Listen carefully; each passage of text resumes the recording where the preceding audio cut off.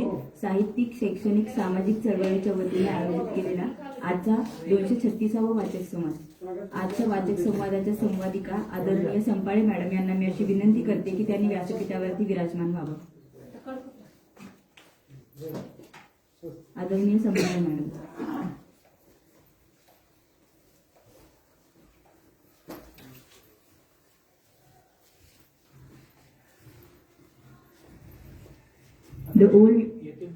The old man and the C या पुस्तकावर आजच्या संवादिका आदरणीय संपाळे मॅडम या आपल्या समोर संवाद साधणार आहेत.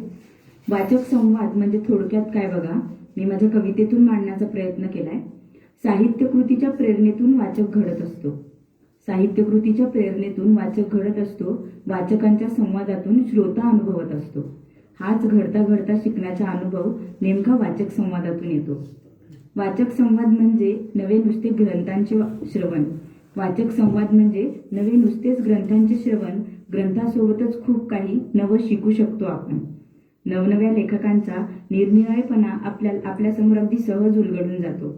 नवनव्या लेखकांचा निरनिराळेपणा अगदी आपल्यासमोर सहज उलगडून जातो. वाचक ज्यावर बोलतो त्यावर आम्ही प्रश्न सुद्धा विचारतो. वेळेचे काटेकोर पालन आपला वाचक संवाद नेहमीच करत असतो. वेळेचे काटेकोर पालन आपला वाचक संवाद नेहमीच करत असतो. ज्यांना व्यासपीठ उपलब्ध झालं नाही त्यांना आम्ही प्रथम संधी देतो. अशा प्रकारचा वाचक संवाद आहे आणि त्या वाचक संवादाचं 236वं पुष्प आपल्यासमोर आज गुंफलं जाणार आहे. त्यासाठी आजच्या वाचक संवादामध्ये स्वागत गीत घेण्याची विनंती उदयगिरी लायन्स नेत्र रुग्णालयाच्या अंध विद्यालयातील अंध विद्यार्थ्यांना मी अशी विनंती करते की त्यांनी स्वागत गीत घ्यावं.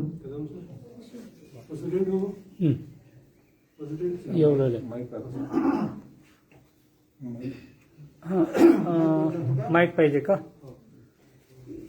सगळेजण म्हणणार आहेत का एकटाच? एकटाच मग वर येगा.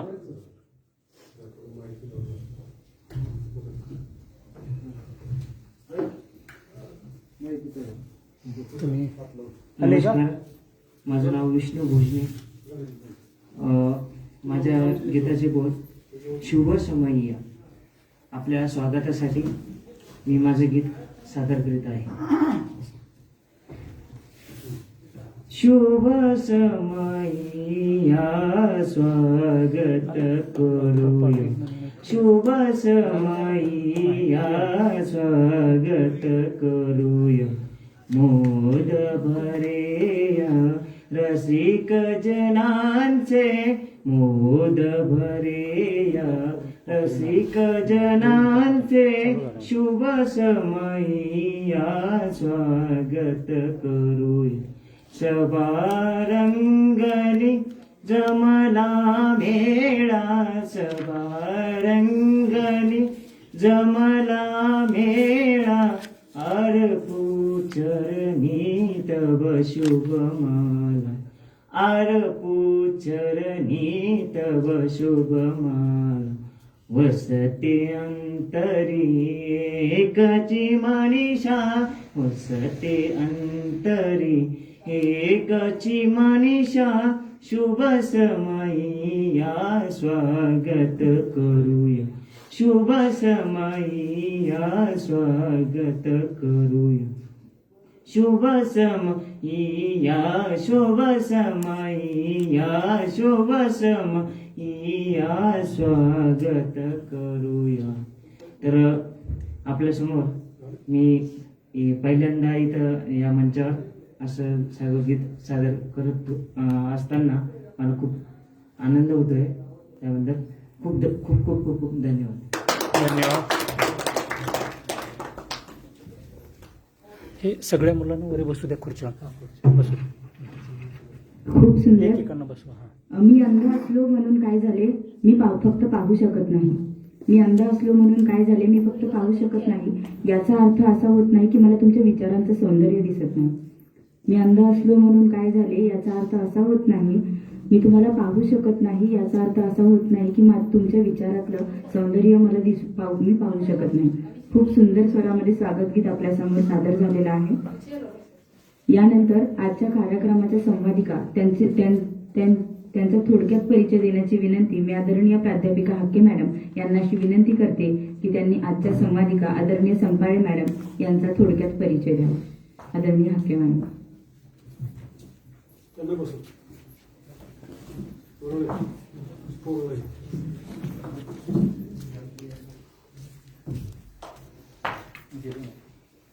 Doctor madam. आज दिनांक 1 मार्च 2021 वार सोमवार या अखंडित चालू असलेल्या वाचक संवादाच्या 236व्या पुष्प समारंभाच्या कार्यक्रमामध्ये आज संवादिका म्हणून लाभलेल्या प्राध्यापिका ज्योती संपाळे मॅडम यांचा थोडक्यात परिचय करून देण्यासाठी मी या ठिकाणी उभी आहे. प्राध्यापिका ज्योती संपाळे मॅडम सहाय्यक प्राध्यापिका म्हणून इंग्रजी विभागामध्ये श्री हौडी स्वामी महाविद्यालय उदगीर येथे कार्यरत आहेत. मॅडमचे शिक्षण MA, सेटनेट, BEd, MPhil पूर्ण झालेलं असून सध्या त्या PhD वर कार्य करत आहेत. मॅडमचे पदवी शिक्षण संभाजीराव केंद्रे महाविद्यालय जळकोट येथे पूर्ण झाले आहे. पदवी स्तरावर लायब्ररी सायन्स या विषयामध्ये त्यांनी स्वामी रामानंद तीर्थ मराठवाडा विद्यापीठातून सर्वप्रथम क्रमांक मिळविलेला आहे. पदव्युत्तर शिक्षण महाराष्ट्र उदयगिरी विद्यालय येथे पूर्ण झालेलं आहे. तसेच विविध नियतकालिकातून मॅडमचे शोधनिबंध प्रकाशित झालेले आहेत. त्यांचे मराठी व इंग्रजी भाषेवर अत्यंत चांगलं प्रभुत्व आहे. त्या उत्कृष्ट अशा निवेदिका आहेत, विद्यार्थीप्रिय आहेत. तसेच मला आणखीन एक आवर्जून सांगावंसं वाटतं की मॅडम अत्यंत शिस्तप्रिय अशा प्राध्यापिका आहेत. महाविद्यालयामध्ये विविध असे कार्यक्रम आयोजित केले जातात. त्या प्रत्येक कार्यक्रमामध्ये मॅडमचा कार्यक्रम असतील, उपक्रम असतील, त्यामध्ये प्रत्येक वेळेस मॅडमचा सहभाग हा उत्कृष्ट अशा पद्धतीचा असतो. आज मॅडम या ठिकाणी संवादिका म्हणून अमेरिकन कादंबरीकार एर्नेस्ट हेमिंग यांच्या The old man and the C या कादंबरीवर आपल्याशी संवाद साधणार आहेत. तर या ठिकाणी मॅडमचा अल्पसा परिचय करून देण्याची संयोजकांनी मला संधी दिली, त्याबद्दल मी त्यांचे आभार मानतो.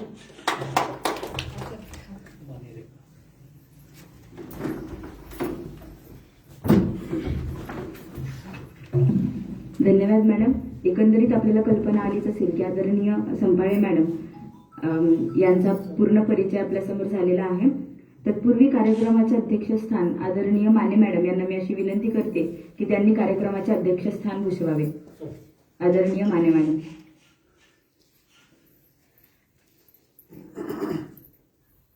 यानंतर ज्या गोष्टीची आपण आतुरतेने वाट पाहत आहोत ते म्हणजे The old man and the Sea पुस्तक ऐकण्यासाठी.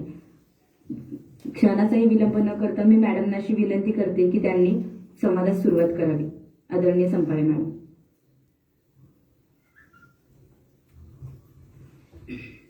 मने मॅडम. नमस्कार. अलीकडे बसा.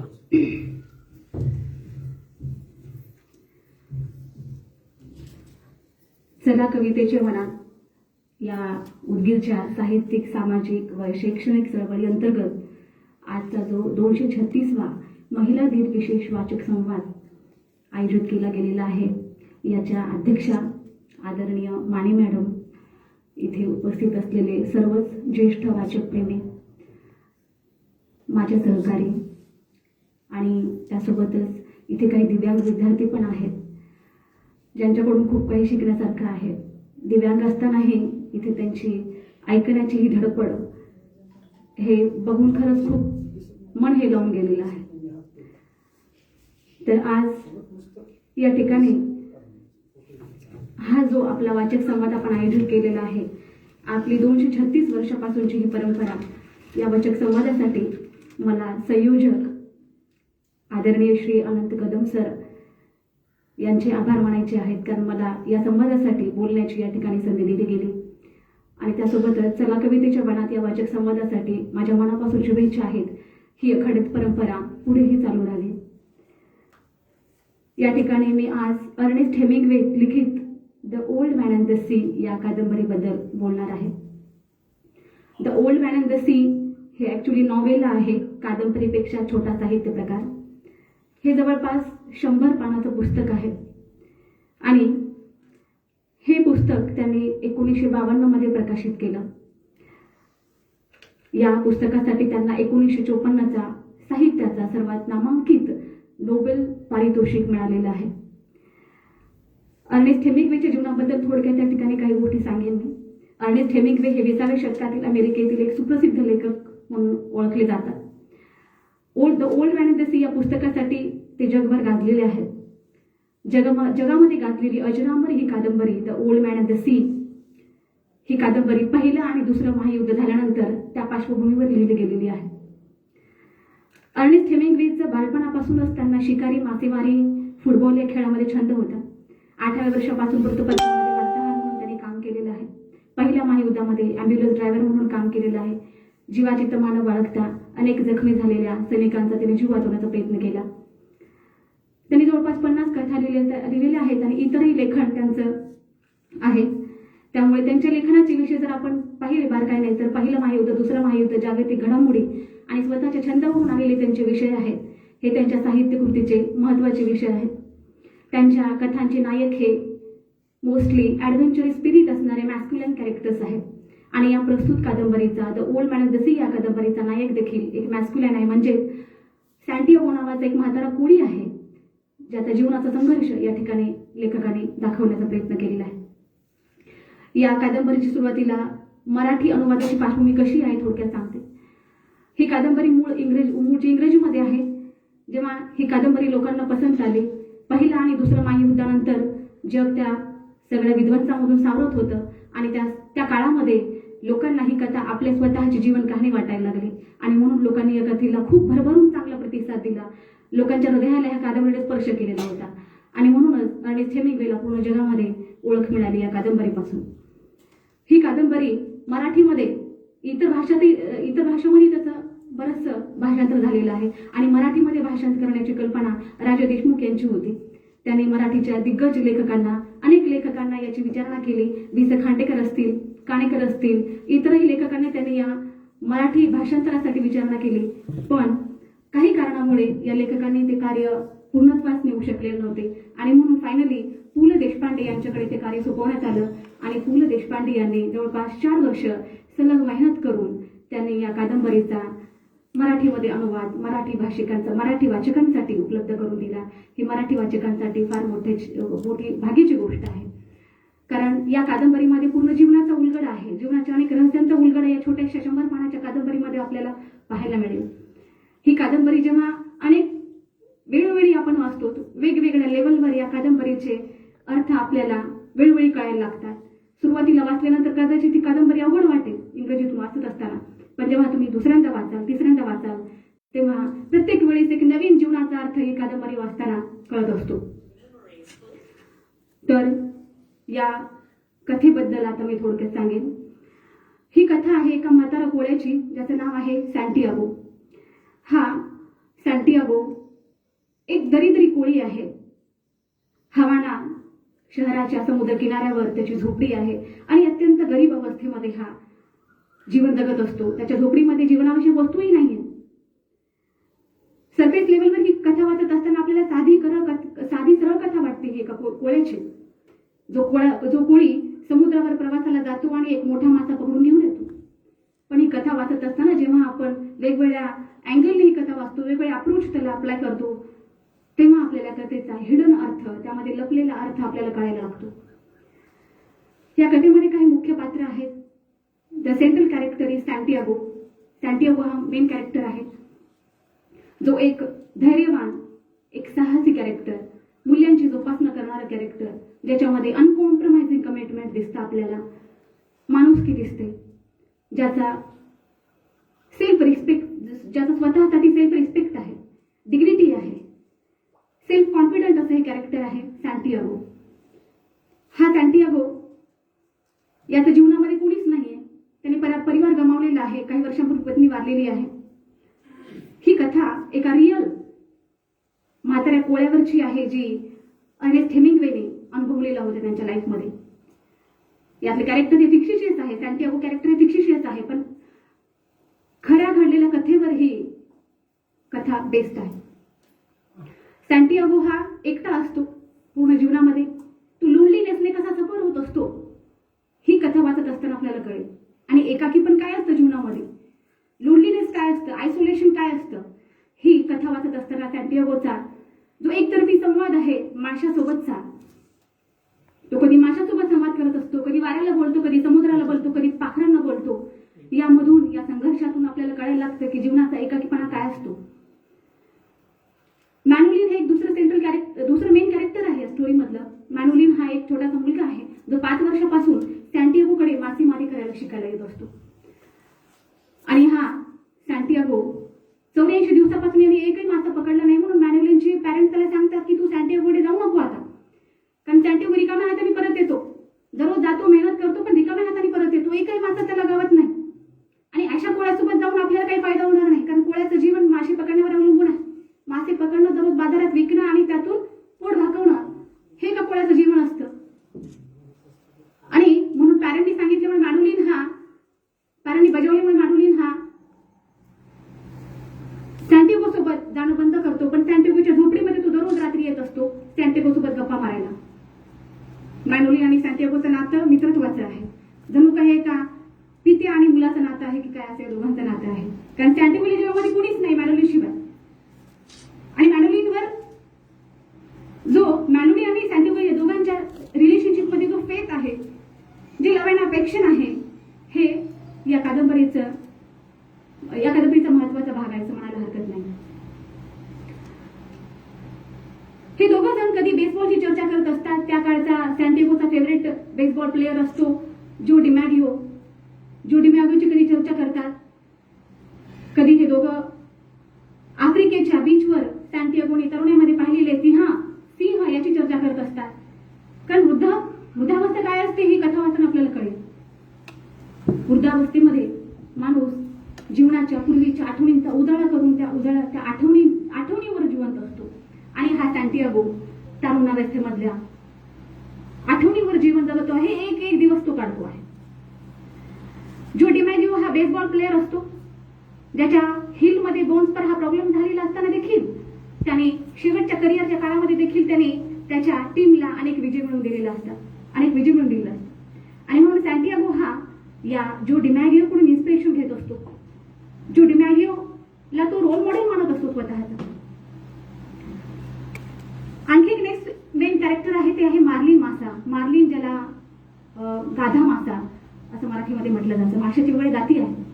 देवमाशाप्रमाणे हा मासा आहे की ज्याची लांबी खूप जास्त असते आणि वजनही जवळपास 94 किलो एवढं वजन या माशाचं असतं. आणि 18 फीट एवढ्या लांबीचा हा मासा असतो. म्हणून म्हणजे सॅन्टियागोच्या उंचीच्या 3 पटीने जास्त एवढा मासा हा असतो. सॅन्टियागोनी जी होडी नेलेली असते समुद्रामध्ये, त्या होडीपेक्षाही 2 फूट आणखी हा मासा लांबीचा असतो. एवढा महाकाय अजस्र हा मासा सॅन्टियागो कसा पकडतो याचा संघर्ष हा खूप काही शिकवणार आहे. तर कथा या ठिकाणी मी सुरुवात करते, थोडक्यात सांगते. कथेच्या सुरुवातीला आपल्याला असं दिसतं की 84 दिवसापासून सॅन्टियागोने एकही मासा पकडलेला नाहीये आणि इतर फिशरने, इतर कोळी त्याच्यावर हातायला लागलेले आहेत, मजाक उडवायला लागले त्याचा, की दररोज हा एवढी मेहनत करतो दिवस रात्र आणि एकही मासा हा पकडू शकत नाही. म्हणून इतर फिशरमॅन त्याची खिल्ली उडवायला लागतात. आणि म्हणून हा सॅन्टियागो एक दिवस मनाशी पक्क ठरवतो की आता करूया म्हणून, म्हणजे कुठल्याही परिस्थितीमध्ये मी समुद्रावर माझी होडी घेऊन जाणार आणि मोठा मासा पकडल्याशिवाय मी परत येणार नाही, असं तो मनाशी पक्क ठरवतो. आणि त्याने ठरवलेलं आहे की आता उद्या सकाळी जायचं. पहाटे तो निघतो होडी घेऊन स्वतःला सिद्ध करायला. कारण सॅन्टियागोने स्वतःला यापूर्वी बऱ्याच वेळा सिद्ध केलेलं असतं. बऱ्याच वेळा त्यांनी मोठे मासे पकडलेले असतात. पण म्हणतात ना की जेव्हा तुम्ही एखादं यश मिळवता आणि मध्येच थांबता तर तुमच्या यशावर शंका घ्यायला लागतात लोक. आणि म्हणून सॅन्टियागोला कदाचित त्या ठिकाणी आणखी एकदा प्रूव्ह करायचं आहे. लेखक या ठिकाणी लिहितो, 1000 times Santiago had proved, but it meant nothing. Now he was proving it again, and each time was a new time. So to save reputation, Santiago had to catch a great fish. The same way Ernest Hemingway had to write a great novel. कारण ही कादंबरी Ernest हेमिंग्वेच्या व्यक्तिगत जीवनाशी फार जुडलेली आहे. Ernest हेमिंग्वेच्या वैयक्तिक जीवनातले प्रॉब्लेम्स, वैयक्तिक जीवनातला संघर्ष, एक रायटर म्हणून घडवण्याचा त्याचा संघर्ष हा सॅन्टियागोच्या कॅरेक्टरच्या माध्यमातून सिम्बॉलिकली रायटरने दाखवण्याचा प्रयत्न केलेला आहे. या ठिकाणी सॅन्टियागोला स्वतःला सिद्ध करायचं असतं की तो एक उत्कृष्ट कोळी आहे आणि म्हणून तो निघतो पहाटे होडी घेऊन, त्याची छोटीशी होडी घेऊन तो गल्फ स्ट्रीम या समुद्रामध्ये निघालेला आहे मासा पकडण्यासाठी. आणि इथून त्याचं सुरू होतं मिशन. तो एकटाच होडीमध्ये बसून निघालेला आहे कारण मॅनोलिन आता सोबत नाहीये. मॅनोलिनच्या परिवाराने त्याला सांगितलं की तू सॅन्टियागो सोबत जाऊ नको, म्हणून आता सॅन्टियागो एकटाच आहे.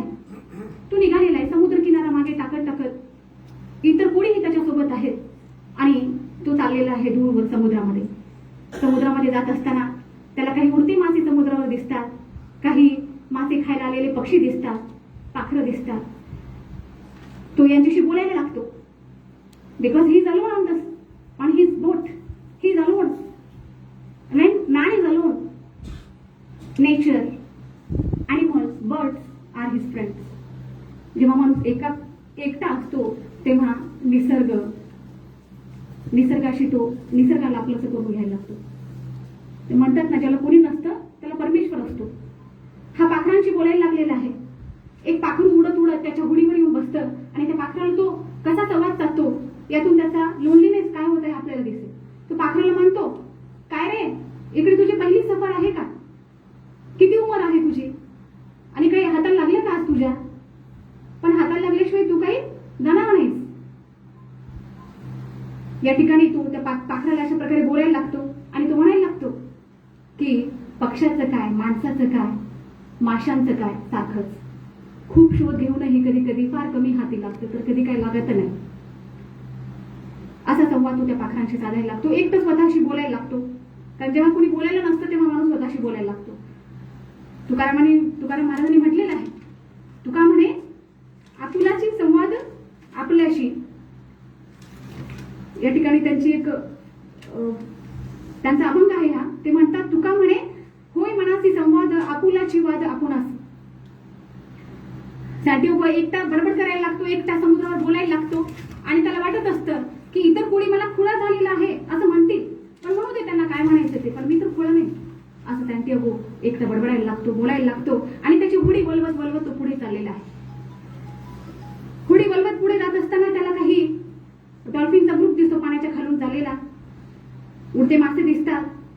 ह्या सगळ्यांशी बोलत, वाऱ्याशी बोलत तो पुढे पुढे चाललेला आहे. या ठिकाणी लेखक लिहितो, every day is a new day. It is better to be lucky, but when luck comes you must be ready. Santiago हे म्हणतो की प्रत्येक दिवस हा नवा दिवस आहे सॅन्टियागोसाठी. माणसाने नशिबावर विश्वास ठेवावा. नशीब कधी दार फुटावेल काही सांगता येत नाही, पण जेव्हा नशीब दार फुटावेल तेव्हा मात्र आपण तयार असलं पाहिजे. ही जी काही कोटेशन आहे या कादंबरीमधलं आहे आणि फार मिनिंगफुल आहे. जसं तो गल्फ स्ट्रीम या समुद्रामध्ये होडी पुढे वलवत वलवत चाललेला आहे. काही वेळाने म्हणजे दिवसाच्या जवळपास दुपारी त्याला लक्षात येतं की तो समुद्र किनाऱ्यापासून फार खोलवर आलेला आहे, समुद्रामध्ये फार मध्यभागी आलेला आहे. इतर चिपोळी सोबत नाहीये, समुद्राच्या किनारपट्टी त्याला दिसत नाहीये. म्हणून त्याला वाटतं की आता तो खूप दूर आलेला आहे आणि आता गळ टाकायला हरकत नाही, आकडा टाकायला हरकत नाही. आणि म्हणून ते वेगवेगळ्या ठिकाणी वेगवेगळ्या खोलीवर तो गळ टाकायला लागतो, त्याचे आकडा टाकायला लागतो. त्या आकड्याला माशाचे घास लावून तो ते आकडे समुद्राच्या खाली पाण्यामध्ये टाकायला लागतो. गळ टाकताना तो म्हणतो, स्वतःलाच म्हणतो की मला यावेळी माझा गळ आकडा तंतोतंतपणे टाकावा लागेल, अचूकपणे टाकावं लागेल, कारण आज मला मोठा मासा पकडायचा आहे. या ठिकाणी सॅन्टियागो कदाचित हे सांगू इच्छितोय की जेव्हा कुठलं मोठं लक्ष्य साध्य करायचं असेल तर कामामध्ये अचूकता असायला हवी. सॅन्टियागोने या ठिकाणी 600 फूटवर एक गळ टाकलेला असतो. समुद्राच्या खोलवर 600 फूटवर जो गळ टाकलेला आहे माशाचा घास लावून. कारण माशाचा घास लावल्यानंतर मासे अट्रॅक्ट होऊन ते खायला येत होता नाही, तेव्हा कोळी त्याला जाळ्यामध्ये टाकून पकडत असतो. तर त्या दिवशी दुपारच्या वेळी त्याच्या लक्षात येतं की एका मोठ्या माशाने त्याच्या आकड्याचा घास पकडलेला आहे तोंडात. हे त्याला जाणवतं, कारण त्या आकड्याचं वजन त्याला खूप जड लागायला लागतं आणि त्या वजनावरून तो तर्क काढायला लागतो की मासा हा प्रचंड खूप मोठा असेल. तो स्वतःशीच म्हणायला लागतो, काय कोण जाणे कसा मासा आला माझ्या गळ्याला. कारण आजपर्यंत म्हणजे बरीच दिवस झाले किंवा बरीच वर्षे झाली असतील त्यांनी एवढा मोठा मासा पकडून, आणि म्हणून त्याला स्वतःलाच आश्चर्य वाटायला लागतं की एवढा मोठा मासा कसा माझ्या गळ्याला लागला. तो त्या माशाशी संवाद साधायला लागतो. त्या माशाला म्हणतो की खा गड्या खा, पुन्हा प्रयत्न कर. त्या आकड्याला लागलेला घास खा, लाजू नको, पुन्हा प्रयत्न कर, माशा खा खा, असं तो त्या माशाला बोलायला लागतो. म्हाताऱ्याच्या गळ्याला थोडा हिसका बसतो, त्या आकड्याला थोडा हिसका बसतो. म्हातारा खुश होतो कारण मोठा मासा आता आकड्याला लागलेला आहे आणि तो आता इतरांना जाऊन दाखवू शकतो, स्वतःला सिद्ध करू शकतो. थोड्याच वेळात त्या माशाची कसली हालचाल जाणवत नाही आणि त्यामुळे सॅन्टियागोला वाटतं, या म्हाताऱ्या कोळ्याला वाटतं की कदाचित तो मासा निघून गेला की काय तिथून. आणि म्हणून तो परमेश्वराला प्रार्थना करायला लागतो, परमेश्वरा त्या माशाला बुद्धी दे, त्या माशाला वळव इकडे परत माझ्या घासाकडे. तो म्हणतो असं होऊ शकणार नाही, तो मासा निघून जाऊ शकणार नाही, तो वळून परत येईल माझा घास खायला. तो म्हणतो खाणार तो मासा, तो जोराने ओरडतो पण तरी माशाची काहीच हालचाल दिसत नाही.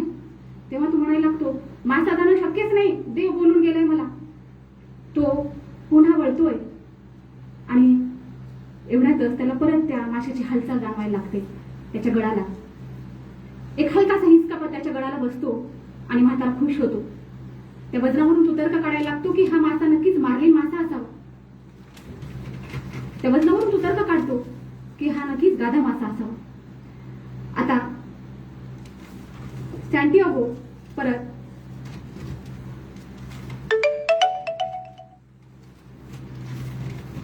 त्या माशाला आता वर खेचण्याचा प्रयत्न करतो आहे. सगळी शक्ती एकवटून तो त्या माशाला समुद्रावर ओढण्याचा प्रयत्न करतो. होडीमध्ये त्याला तो मासा टाकायचा असतो आणि परत घेऊन जायचा असतो. पण मासा हा अजस्र असा मासा होता, खूप विशाल होता, खूप महाकाय होता आणि तो मासा याच्या होडीला मध्ये ओढायला लागला पाण्यामध्ये आणि हा त्या होडीला त्या माशाला वर ओढायला लागला. हे या ताणाताणीमध्ये या संघर्षामध्ये सॅन्टियागोला अनेक जखमा होतात. तो त्याच्या होडीवर धाडकन पडतो, डोळ्याखाली जखमा होतात, रक्त ओघळायला लागतं पण तरीही तो त्याचे प्रयत्न सोडून देत नाही. पोटात अन्न नव्हतं, तहानेने व्याकुळ हा म्हातारा कोळी हार न मानता आपली होडी पुढे पुढेच वळवत आहे. तो मासा याच्या होडीला त्या समुद्रामध्ये गोल फिरवत आहे आणि म्हणून हा म्हणतो की मेहरबानी आहे माशाची, तो माझ्या होडीला खाली तर ओढत नाहीये, फक्त गोल चक्कर घालतोय. मी नक्कीच माझ्याकडे करण्यासारखं खूप काही आहे आणि मी नक्कीच त्या माशाला होडीवर टाकू शकतो. यातून या सॅन्टियागोची, या म्हाताऱ्या कोळ्याची आपल्याला करेज दिसतं, स्ट्रेंथ दिसतं. जेव्हा जवळ काही नसतानाही साहस आणि धैर्य दिसतं, पॉझिटिव्ह आउटलुक दिसतो जीवनाकडे बघण्याचा. तो या ठिकाणी सोबत घेतलेले काही फिश ऑइल आणि काही फिशेस असतात ते कंझ्युम करतो आणि त्या माशाला संवाद साधायला लागतो की माशा तू तर काही खाल्लं नसेल, मी माझ्याजवळचं काही अन्न होतं ते खाल्लेलं आहे. बघा या सॅन्टियागोचा त्या माशाबद्दलचा किती विचार आणि किती आत्मीयता आहे. यावरून सॅन्टियागो मधली माणुसकी दिसते, सॅन्टियागो मधला स्पिरिच्युअल सक्सेस दिसतं. तो या माशाला बोलायला लागतो की खाण्यासाठी तुझ्याकडे काही नसेल, you are my brother, you are my friend fish, how do you feel? I feel that you are very strange fish. या संवादामधून सॅन्टियागोची आत्मीयता त्या माशाबद्दलची आपल्याला कळायला लागते. असं जवळपास 2 दिवस 2 रात्र चालत आहे. तो मासा सॅन्टियागोच्या होडीला पुढे पुढेच नेतो आहे, त्या समुद्रामध्ये गोल चक्कर मारतो आहे. 2 दिवस आणि 2 रात्र सॅन्टियागो जागा राहून जेव्हा कधी तो मासा शांत असेल तेव्हा थोडी विश्रांती घेतो. पाण्यामध्ये हात सतत डावा हात ठेवल्यामुळे हात लाकडाप्रमाणे झालेला होता, हातामध्ये संवेदना नव्हत्या. तो त्या हाताला बोलायला लागला, तू असं नाही करू शकत, बघ तुझ्या सोबतीला उजवा हात आहे, आपल्याला हार मानायची नाहीये. मी तुझ्यासाठी काही फिशेस खातो म्हणून तो स्वतःला ताकद येण्यासाठी काही सोबत घेतलेलं खातो आहे. त्या हाताला बोलतो आहे, डाव्या हाताला, की या माशापुढे आपल्याला नमायचं नाहीये, हारायचं नाहीये, तुला हे शोभत नाही हातात, असं म्हणायला लागतो. त्या हातालाही बोलायला लागतो यातून कितीही त्रास होत असला तरी सहन करण्याची readiness to accept whatever he has with him that time, readiness to face the struggle. This is what we find in that character Santiago. 2 दिवस 2 रात्र हा संघर्ष चालू असतो. चक्कर यायला लागते, डोळ्यापुढे अंधारी यायला लागते सॅन्टियागोला, पण सॅन्टियागो काही हार मानत नाही. दोन्ही काय हात आपली सोडत नाही, कारण त्याला यावेळी सिद्ध करायचंच असतं, कारण 85वा दिवस असतो आणि म्हणून आता तर सिद्ध करायचंच आहे कुठल्याही परिस्थितीमध्ये. तो माशाला म्हणतो, एकतर तू मला मार किंवा मी तुला मार.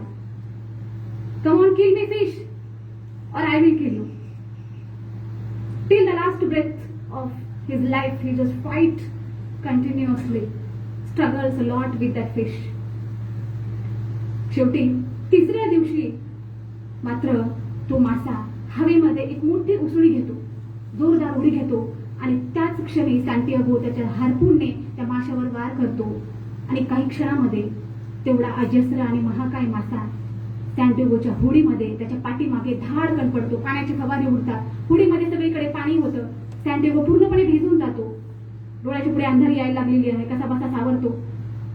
जे काही दोऱ्या उरलेल्या आहेत त्या बोटीवर होडीवर, त्या सगळ्या दोऱ्या घेऊन त्या माशाला बांधायची तयारी करतो आणि त्याला हॅपीनेस वाटायला लागतं, सॅटिस्फॅक्शन वाटायला लागतं की त्याने मोठा मासा पकडलेला आहे, स्वतःला सिद्ध केलेला आहे. आता यापुढे काही फार असं मोठं काम नाही. आता यापुढे फक्त त्या माशाला किनाऱ्यापर्यंत घेऊन जायचे. मासा तर पकडण्यामध्ये यश आलं, तर माशाला फक्त किनाऱ्यापर्यंत घेऊन जायचे असा तो विचार करून परतीच्या प्रवासाला लागतो. आणि परत निघत असताना त्या मार्लिनला मारल्यामुळे, मार्लिनचं ब्लड पाण्यामध्ये इकडे तिकडे पसरल्यामुळे, त्या वासामुळे इतर शार्क मासे त्या ठिकाणी होडीजवळ येतात आणि मार्लिन माशाला खायला लागतात. सॅन्टियागो जो पूर्ण थकलेला आहे, एकदम अशक्त झालेला आहे, आता काहीच त्राण उरलेला नाही त्याच्या शरीरामध्ये. आता मात्र त्याच्यासाठी परत दुसरा संघर्ष सुरू झाला शार्क माशासोबत, मार्लिनला वाचवण्याचा संघर्ष. यावेळी तो स्वतःला म्हणतो, you have much luck at. हे बघ, आणखी नाही तुझ्याकडे करण्यासारखं खूप काही आहे. आताच हार मानू नकोस, आणखी नाही तू खूप काही करू शकतोस. Luck comes in many forms. Who have recognised her. आताही तुझ्याकडे वेळ आहे, आताही वेळ गेलेली नाहीये. उठून थांब, शार्क माशासोबत संघर्ष कर. स्वतःला म्हणायला लागतो. हार्पूनने शार्क माशावर वार करायला लागतो. हार्पून पाण्यामध्ये निसटून पडतो. सोबतचे नाईफ, चाकू वगैरे घेऊन त्याला माशांना मारायला लागतो. मार्लिन माशाचं फ्लेश त्याला वाचवायचं असतं, पण काही करून शेवटी तो मार्लिन माशाचं फ्लेश वाचवण्यामध्ये अयशस्वी होतो. कारण मार्लिन माशाचं फ्लेश सगळ्या शार्क माशांनी त्याचे लचके तोडलेले असतात, खाऊन टाकलेलं असतं. शेवटी जेव्हा तो किनाऱ्यापर्यंत पोहोचतो, ही प्राणांतिक झुंज देतो तो शार्क माशांसोबत आणि शेवटी जेव्हा किनाऱ्यापर्यंत पोहोचतो तेव्हा फक्त उरलेला असतो तो सांगाडा. मार्लिन माशाचा फक्त सांगाडा उरलेला असतो आणि तो सांगाडा त्याच्या होडीला तो बांधतो आणि त्याच्या झोपडीमध्ये जाऊन थकलेला भागलेला हा म्हातारा कोळी निवांत झोपी जातो. संध्याकाळी जेव्हा मॅनुलिन त्याच्या झोपडीमध्ये त्याला भेटण्यासाठी येतो तेव्हा बघतो तर काय, सगळं सॅन्टियागोची अवस्था फार बेकार झालेली असते. हाताला जखमा झालेल्या आहेत, रक्त ओघळत आहे. हे पाहतो तो रडायला लागतो सॅन्टियागोकडे बघून. जे एम्पॅथी आहे मॅनुलिनचं सॅन्टियागोसाठी, त्याच्या मास्टरसाठीचं जे फेथ आहे, जे अफेक्शन आहे, हे या मॅनुलिन कॅरेक्टर मधून आपल्याला पाहायला मिळतं. तो सॅन्टियागो जेव्हा उठतो तेव्हा सॅन्टियागोला सांगायला लागतो की बघा, तुमच्या होडीला लावलेला तुम्ही मार्लिन माशाचा सांगाडा बघून सगळे मासेमारी लोकांनी तुमचं कौतुक केलं, सगळ्यांनी तुमची माफी मागितली, कारण त्याच कोळ्यांनी त्याची पहिले खिल्ली उडवली होती आणि तेच कोळी जेव्हा तेवढा मोठा विशाल असा मासा जेव्हा बघतात सॅन्टियागोच्या होडीला, तेव्हा सगळे मासेमारी त्याचं शेवटी कौतुक करायला लागतात आणि म्हणायला लागतात की खरंच सॅन्टियागो हा उत्कृष्ट कोळी आहे. सॅन्टियागोला आनंद होतो, हा खुश होतो. मॅनुलिन त्याच्यासाठी काही कॉफी, जेवण वगैरे आणून देतो, न्यूजपेपर आणून देतो आणि अशा रीतीने येथे कथा संपते. सॅन्टियागो हा नियर टू डेथ असतो शेवटच्या त्या क्षणी. Through this character, we have learned that this is the story of courage, this is the story of strength. या ठिकाणी हेमिंग्वे लेखक आणि सॅन्टियागो या कॅरेक्टरमध्ये काय साधर्म्य आहे या ठिकाणी थोडक्यात डिस्कस करते. तर सांगितल्याप्रमाणे लेखकाचा स्वतःचा करिअर घडवण्याचा जो प्रवास आहे, लेखक म्हणून जगासमोर यशस्वी कारकीर्द निर्माण करण्याचा जो काळ होता, त्या काळामध्ये त्याला बरेचशा क्रिटिकने त्याच्यावर हल्ला केलेला होता. जसं मार्लिन माशावर शार्क मासे हल्ला करतात आणि त्याचे लचके तोडून खातात, तसं या अर्नेस्ट हेमिंग्वेवर बऱ्याचशा टीका झालेल्या होत्या. जेव्हा हे नॉवेल लिहिलं अर्नेस्ट हेमिंग्वेनं, the old man of the sea, तेव्हा मात्र त्यानंतर अर्नेस्ट हेमिंग्वेला एक प्रसिद्धी मिळाली एक लेखक म्हणून. पण त्यापूर्वी मात्र टीकाकारांनी त्यांच्यावर बऱ्याच टीका केलेल्या होत्या त्यांच्या लिखाणावर. Santiago's quest to catch a great fish is similar to Hemingway's quest to write a great novel. Shark's attack on Marlin is similar to critics' attack on Hemingway, and Santiago's loneliness is also symbolical of Hemingway's loneliness in his personal life.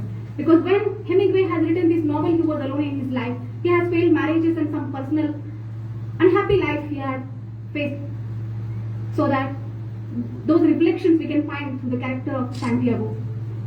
आता या स्टोरीमधून, या कथेमधून शिकायला काय मिळतं किंवा काय theme आहे, मध्यार्थ काय आहे?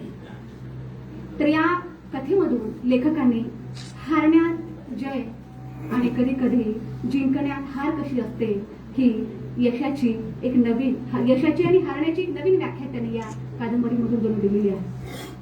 सक्सेस आणि फेल्युअरला रिडिफाईन केलेलं आहे. कधी कधी जिंकण्यामध्ये हार आहे आणि कधी कधी हारण्यामध्येही विजय आहे. जीवनात काहीतरी कमावताना आपण बरंच काही गमावत असतो आणि हे जीवन आहे.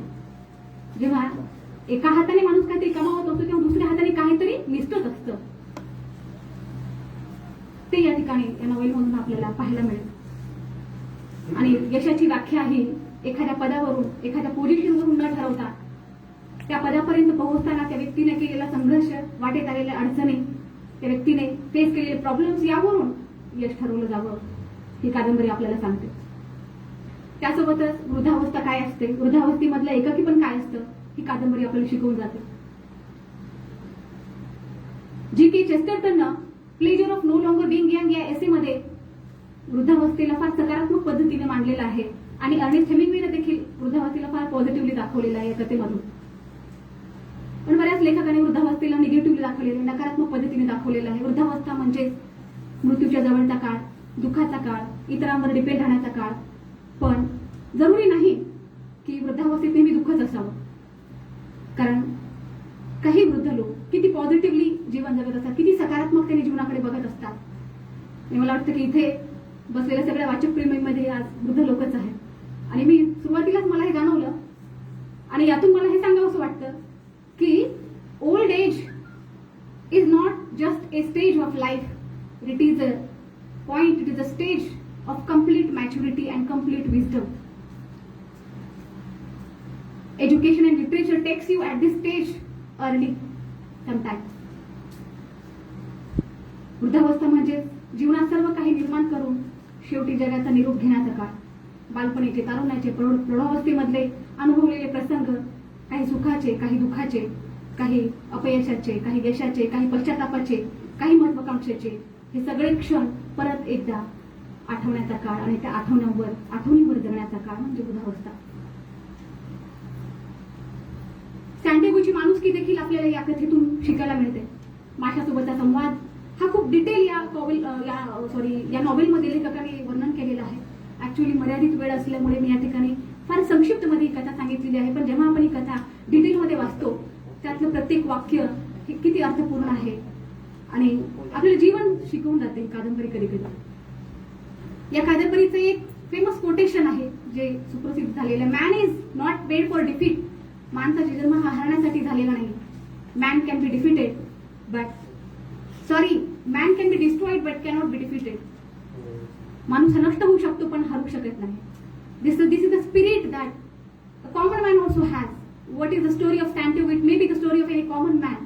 It's not necessary that story of each and everyone should be the film story, because everyone's life has one story and common life, common man's struggle, सामान्य माणसाचा संघर्ष हा सॅन्टियागोचा संघर्ष आहे, युनिव्हर्सल आहे. या कथेतून लेखकाने जे दाखवलेलं आहे ते युनिव्हर्सल आहे. सामान्य माणूसही असा संघर्ष करतो तो जीवन जगत असताना, काही कमवत असताना काही गमावत असतो आणि प्रत्येक परिस्थितीला तोंड देत असतो. हार न मानता, न खचता, न पडता उभं राहण्याचा प्रयत्न करत असतो, स्वतःला सिद्ध करण्याचा प्रयत्न करत असतो. हा एका सामान्य माणसाचा संघर्ष देखील आपण ही कथा वाचत असताना आपल्या लक्षात येईल. या स्टोरी मधला सॅन्टियागो हा स्वतःशी संवाद साधत असतो, नेहमी स्वतःला बोलत असतो. आणि असं म्हटलेलं आहे तुकारामांनी त्यांच्या अभंगामध्ये की जेव्हा व्यक्ती स्वतःशी संवाद साधायला लागतो तेव्हा परमात्म्याशी तो एकरूप व्हायला लागतो. सॅन्टियागो मधलं सेल्फ रिस्पेक्ट, त्याच्यामधलं डिग्निटी, त्याच्यामधलं सेल्फ कॉन्फिडंट हे आपल्याला खूप काही शिकवून जातं.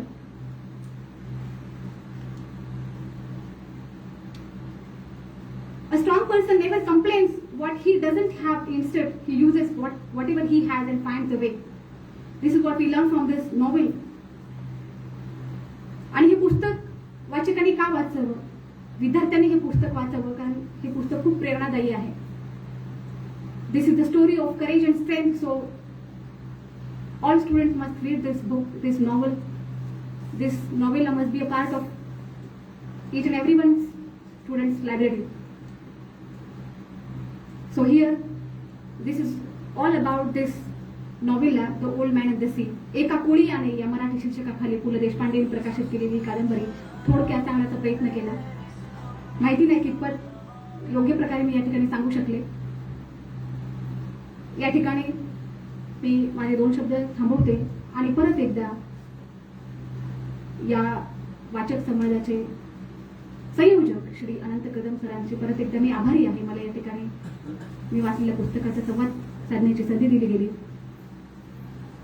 या ठिकाणी मी आणखी एक गोष्ट सांगू इच्छिते. या ठिकाणी जे दिव्यांग विद्यार्थी बसलेले आहेत, परिस्थितीशी धडपड करत असताना देखील ही जी धडपड आहे चांगले विचार ऐकण्याची, इथे एवढा वेळ बसून राहण्याची, ती यांच्याकडून शिकण्यासारखं खूप काही आहे मला असं वाटतं. तर या ठिकाणी मी 2 शब्द बोलून या ठिकाणी थांबते. जय हिंद, जय भारत. धन्यवाद.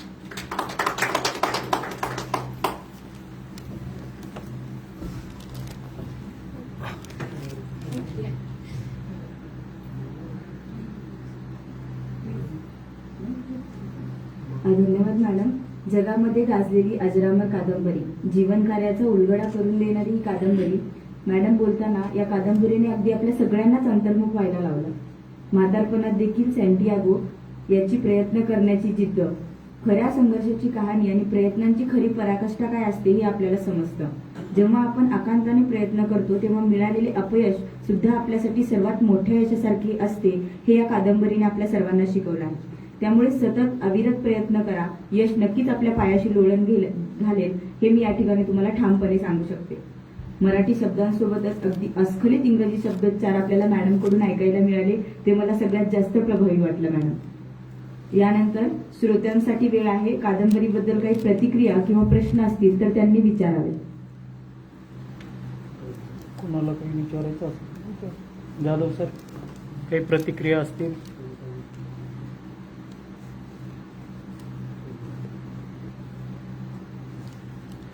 ऐकणाऱ्यांना काही विचारायचं असेल तर विचारू शकता बरं का.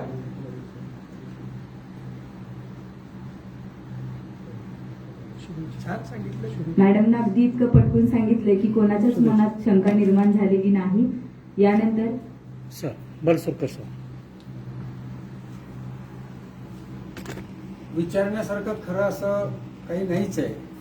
कारण 30-32 वर्षापूर्वी इंग्रजी बरोबर जमत नसताना सुद्धा ती कादंबरी वाचली आणि त्या काळापासून आज 30-35 वर्षापासून एक कुतूहल होतं की खरं म्हणजे ह्या कादंबरीला वाचक जास्त मिळाले पाहिजे. कारण ग्रंथाला वाचक आणि वाचकाला ग्रंथ मिळणं हे आपल्या पंचसूत्रीतला महत्वाचा भाग आहे. कारण या लायब्ररी सायन्स केलेल्या आहेत त्याच्यामुळं माझी थोडी छाती फुगली, कारण माझी या जातीचे मज भेटो देवा. आणि विश्लेषणपूर्वक इतकं एका म्हाताऱ्या कोळ्याचं इतकं संघर्षपूर्ण जीवन शब्दांकित 40-50 मिनिटात करणं सोपं नाही. आणि तुम्ही म्हणता ते खरं आहे की इथं बरेचसे सिनियर सिटीजन, असं म्हणू नका असं जी श्रीकांतने सांगितलंय, अनुभवी माणसं असा शब्द वापरा असं आमचे कलेक्टर म्हणाले होते. इथं बरेचसे अनुभवी माणसं आहेत. आणि दुसरं कौतुक जे केलं तुम्ही दिव्यांगाचं, तर त्या दिव्यांगाच्या संचालिका अध्यक्षपदावर आहेत. आणि मला त्या गोष्टीचा फार अभिमान वाटला, गर्व वाटला. आणि त्या कदाचित जास्त बोलणार नाही, त्यांचाही आयुष्यातला पहिला अनुभव आहे. पण या ठिकाणी दिव्यांग विद्यार्थ्यांना जो आनंद आला की आमच्या संचालिका, आमच्या टीचर, आमच्या शिक्षिका आज अध्यक्षपदावर आहेत, ह्या कार्यक्रमाचं एक वैशिष्ट्य आहे. आणि आतापर्यंत मी काही जे दिव्यांग केंद्राशी संपर्कात आहेत त्यांना मी हा व्हॉट्सअप पाठवला सुद्धा, का मला राहवलं नाही म्हणून. आणि मी पण वर्ष 70चं आहे. वारंवार जितकं जोमानं, जितकं उत्साहानं जगता येईल आणि जगवता येईल इतरांना, अशा पद्धतीनं सातत्यानं वागण्याचा प्रयत्न करतो. इथं जे काम करणारे म्हणजे अनुभवी माणसं आहेत, जसं हजारे सर आहेत, जसं पाटील सर आहेत, डॉक्टर लखुटियाचा तर प्रश्नच नाही, समजलं का. ते सगळ्याच्या अंतःकरणात सामावून उरलेले आहेत.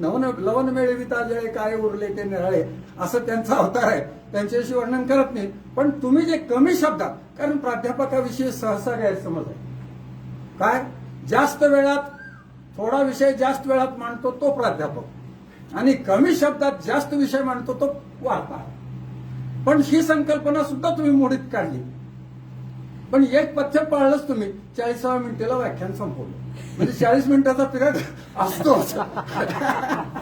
नाही, आता थोडासा विनोदाचा भागही असावा. प्राध्यापक 1 तास बोलायला सुरू केली की थांबत नाहीत, पण तुम्ही 40 मिनिटात थांबलात आणि तितक्या ब्रीफ मध्ये बसवलात, त्याबद्दल तुमचं अभिनंदन. आणि माझ्या एका जुन्या वाचन पुस्तकाला पुन्हा उजाळा मिळाला. त्याच्यामुळं आता मराठीतलं पुस्तक तर मला अजूनही वाचायला मिळालं, कारण मी लायब्ररीयन आहे. 35 वर्ष लायब्ररीशिप केली, पण मला मराठीतलं पुस्तक अद्याप वाचायला मिळालेलं नाही. आणि मिळालं तर त्यात आणि पुन्हा दुधात साखर पडली. थोडंसं मलाही जास्त बोलता येईल, माझं इंग्रजी एवढं प्रभावी नाही म्हणून म्हणतो. तेव्हा संपाळे मॅडमचं अभिनंदन. आणि संयोजकानं आपल्याला शोधून इथपर्यंत आणलं, त्यांचं कौतुक तर आम्ही सगळे नेहमीच करतो, कारण हा माणूस काही बसणारा नाही ना आम्हाला सुखानं बसू देत नाही. असो, प्रतिक्रिया देण्यासाठी उभं राहिलो. खूप छान बोललात आणि वारंवार तुम्ही असं आमच्या या वाचक संवादाशी संलग्न राहावं, संपर्कात राहावं. आणि आणखीन एखाद्या पुस्तकावर, कारण लायब्ररियन झालेला माणूस बोलतो, कारण बोलणारे लायब्ररियन फार कमी आहेत मॅडम, माफी मागून बोलतो मी. हजारो लायब्ररियन आहेत पण बोलणारे कमी आहेत. लायब्ररियन ज्यावेळेस बोलतो त्यावेळेस तो शिक्षकाचा शिक्षक होतो. हा माझा स्वतःचा अनुभव आहे. धन्यवाद. धन्यवाद सर. यानंतर आणखी कार्यक्रमाचे कोणी? आयोजक होनराव सर काही? ओके. आणि संयोजक आदरणीय अनंत कदम सर यांना मी अशी विनंती करते की त्यांनी उपस्थितांना जन्मदिनाची ग्रंथभेट द्यावी. आदरणीय अनंत कदम सर. माझा वाढदिवस नाही किंवा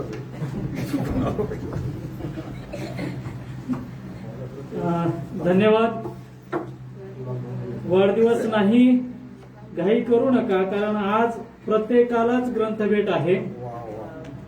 आज या उदयगिरी लायन्स नेत्र रुग्णालयामध्ये कार्यक्रम संपन्न होतोय, तेव्हा या नेत्र रुग्णालयाची ही माहिती पुस्तिका आज इथं उपस्थित असणाऱ्या प्रत्येकांना, प्रत्येक वाचकांना या रुग्णालयाच्या वतीनं दिली जाणार आहे. त्यामुळे वाढदिवस आहे नाही तो भाग आपण काही आता विचार करायची गरज नाही असं मला वाटतं. तर या ठिकाणी आदरणीय संपाळेताई, आदरणीय प्राध्यापक ज्योती संपाळेताईंनी अत्यंत सुंदर असं या ठिकाणी या पुस्तकाचं विवेचन केलेलं. आपण म्हटल्याप्रमाणे एवढं मोठं पुस्तक असताना देखील कमीत कमी वेळामध्ये त्याचं विवेचन करणं ही एक मोठी कला आहे आणि भल्या भल्यांना ती कला जमत नाही. पण आज या ठिकाणी त्यांनी सुंदर अशा पद्धतीने या ठिकाणी मांडलेलं आहे. त्यामुळे त्यांचं मी मनपूर्वक धन्यवाद मानतो. या कार्यक्रमाला त्या उपस्थित राहिल्या, सुंदर अशा पद्धतीनं त्यांनी या ठिकाणी संवाद साधलेला आहे. त्याबद्दल त्यांचा सन्मान करणं हे आमचं कर्तव्य आहे. आणि म्हणून मी आमच्या संयोजिका असणाऱ्या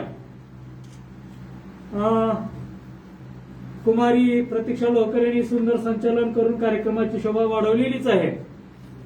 या ठिकाणी हजारे साहेब उपस्थित आहेत. मी त्यांना विनंती करतोय की आमच्या आजच्या संवादिका आदरणीय प्राध्यापक GD संपळेताई यांना सन्मान चिन्ह, सन्मान पत्र आणि एक ग्रंथ भेट देऊन त्यांचा सन्मान करावा. आदरणीय हजारे सरांना विनंती आहे की आपण ताईंचा सन्मान या ठिकाणी करायचा आहे.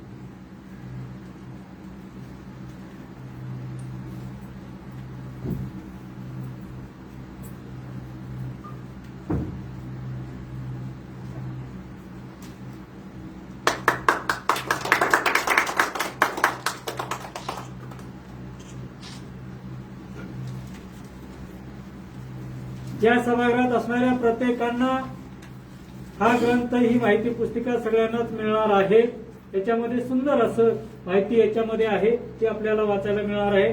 त्यामुळं या कार्यक्रमात उपस्थित असणाऱ्यांपैकी जन्मदिन या महिन्यामध्ये आदरणीय तानाजी मारुतीराव हजारे साहेबांचा जन्मदिन आहे. गेल्या महिन्यात होता, तरी आम्ही त्यांना या ठिकाणी ग्रंथभेट देणार आहोत. त्यांना विनंती करतोय आपण समोर यावं आणि आदरणीय बलसुरकर सरांना विनंती आहे की आपल्या शुभ हस्ते हजारे सरांना बा बेला ही लहान मुलांसाठीची साहित्यकृती देवाप्रसाद महिला यांच्याकडनं आपल्याला भेट देण्यात आलेली आहे. कारण हजारे साहेबांच्या घरी मुलं आहेत आणि त्यांना ती वाचायची खूप आवड आहे. त्याच्यासाठी ती साहित्यकृती त्यांना भेट देण्यात येत आहे. धन्यवाद. सावरगावे गोविंद गुणवंतराव यांचा जन्मदिन याच महिन्यातल्या उद्याच्या 16 तारखेला आहे. तरी आज ते या कार्यक्रमाला उपस्थित आहेत, म्हणून त्यांचा सन्मान या ठिकाणी केला जाणार आहे. माझी मराठी हे आदरणीय ऍडव्होकेट दयानंदराव बिरादार यांच्यावरचा हा विशेषांक आहे आणि ते डॉक्टर भालचंद्र शिंदे गुलबर्गा यांनी ते या ठिकाणी आपल्याला भेट दिलेलं आहे. सावरगावेंना विनंती आहे आपण समोर यावं आणि आदरणीय मुरलीधरराव जाधव सरांना विनंती करतोय की आपण सावरगावे सरांना ही पुस्तिका भेट द्यावी.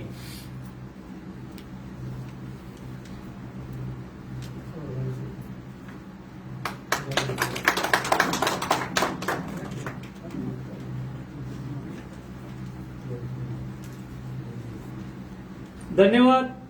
याच बरोबर आम्ही या ठिकाणच्या मुलांना आम्ही काही पुस्तिका वाचायला देणारच आहोत.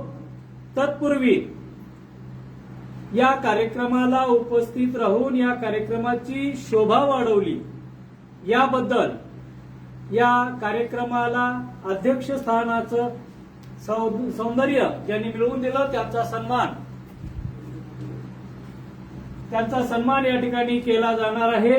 मी आदरणीय इंदुमती लोकरेताईंना विनंती करतोय की आपण समोर यावं आणि आजच्या या कार्यक्रमाच्या अध्यक्षा आदरणीय मोरेताई यांचा ग्रंथ भेट देऊन सन्मान करावा.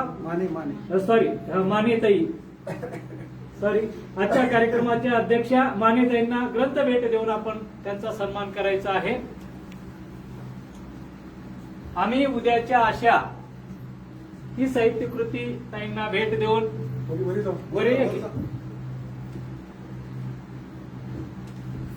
तुम्ही पुढे थांबा की तुम्ही प्रमुख पाहुणे तुमच्या उपस्थितीत मिळण्यात आले.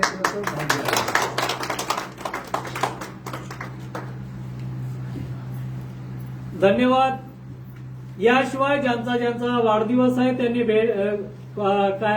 फेसबुकच्या माध्यमातून कमेंट्स केलेली आहेत. आणखी ज्यांनी राहिलेलं आहे त्यांनी फेसबुकच्या माध्यमातून कमेंट्स करावं. त्यांना जन्मदिनाची भेट आम्ही पुरवण्याचा प्रयत्न करू. उपस्थित सर्वांना दृष्टी हा अंक भेट दिला जाणार आहे. तो जागेवर आपल्याला मिळेलच. यानंतर कार्यक्रमाच्या नियोजित अध्यक्षांना काही कारणास्तव वेळेवर येता न आल्यामुळे आपला कार्यक्रम वेळेवर चालू झाल्यामुळं आपण ऐन वेळेला अध्यक्ष म्हणून मोरेताईंना विनंती केली. त्यांनी मानेताई तर मानेताईंना विनंती केली आणि त्यांनी आमच्या विनंतीला मान देऊन हे अध्यक्षपद भूषवलेलं आहे. त्यांचा सन्मान आम्ही या ठिकाणी केलेला आहे. त्यांना विनंती करतोय, त्यांना बोलता येत नाही हे आम्हाला काहीच माहित नाही, पण अध्यक्ष झालेले आहेत, त्यांनी अध्यक्ष समारोप करायचा. त्यांना हा कार्यक्रम कसा वाटला, शाबास. ऐकून काय वाटलं तेच या ठिकाणी आपण व्यक्त करावं ही विनंती.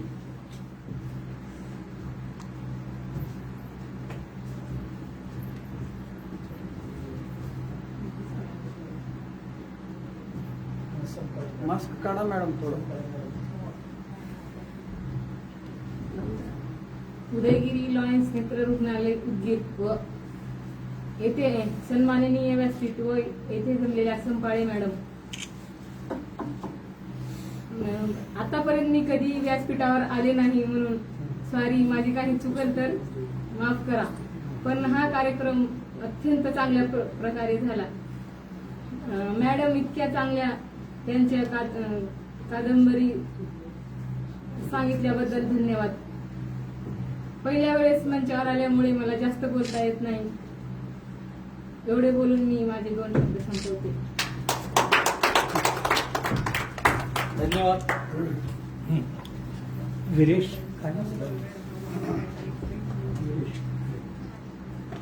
खूप छान प्रयत्न केलात मॅडम, धन्यवाद. प्रेम घ्यावं, प्रेम द्यावं, मुक्तपणे ते उधळावं, जाताना येतो म्हणावं, तर तुमच्या सगळ्यांचे आभार का मानावं. पण कार्यक्रमाची म्हणजे भारतीय परंपरेनुसार प्रत्येक कार्यक्रमाचे आभार प्रदर्शन केले जाते. यानंतर कार्यक्रमाचा शेवटचा टप्पा म्हणजे आभार. मी आदरणीय वीरेश बारोळे यांना अशी विनंती करते की त्यांनी कार्यक्रमाचे आभार मानावे, कार्यक्रमाचे आभार प्रदर्शन करावे. आदरणीय वीरेश बारोळे.